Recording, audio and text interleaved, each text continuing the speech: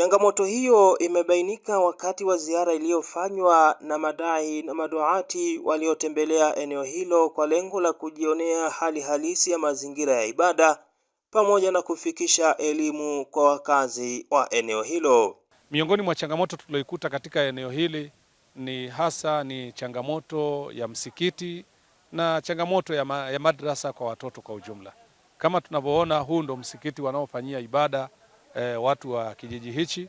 Ni msikiti ambayo ni waturubai, umefungwa kwa turubai, na ni msikiti ambayo ni mdogo, halafu ni waturubai. Na maana hapa wakati wa upepo hapa inakuwa ni vurugu, wala hakuna ibada ya utulivu hata kidogo. Baadhi ya wakazi wamesema wanakabiliwa na mazingira magumu ya kutekeleza ibada kutokana na kutokuwepo kwa msikiti wa kudumu, huku wakitamani kujengwa kwa msikiti. Watu wa hapa wana kiu na kupata maneno ya Mwenyezi Mungu na wapate elimu. Sisi wazee tupate elimu, tujue namna gani tutamjua Mwenyezi Mungu na mtume wake. Na hasa vijana wetu tupate walimu wazuri, tuwape ushirikiano, tuwape maneno ya hekima, na sisi wazazi tuwe karibu na walimu wetu ili tuwahendo, ili waendelee kutupa mafuta mazuri kwa watoto wetu inshallah. Kama mnavyotazama kwenye maeneo haya, bado msikiti wetu ni wa maturubai kama mnavyoona. Changamoto hizi zinahitaji kutatuliwa. Inshallah Mwenyezi Mungu atujalie ili changamoto hizi ziishe.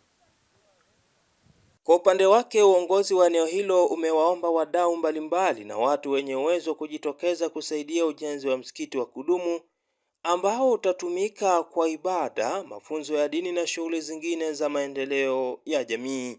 Kwa tunaomba wadau ambao wana uwezo wa kuweza kutusaidia katika hili, basi tuweze kupata msaada ili angalau tuweze kufikia malengo inshallah. Naamini kwamba watu hapa ambao wanampenda Allah tabaraka wa taala na wapenda Uislamu, basi tunaomba kwenye fursa basi wazitumie fursa zao vizuri. Kwa hiyo tuwaunge mkono ndugu zetu wa eneo hili Vukareli, hapa sehemu ya wilayani Ikungi mkoani Singida. Hadha, jazakumullahu khairan. Assalamu alaikum wa rahmatullahi wa barakatuh.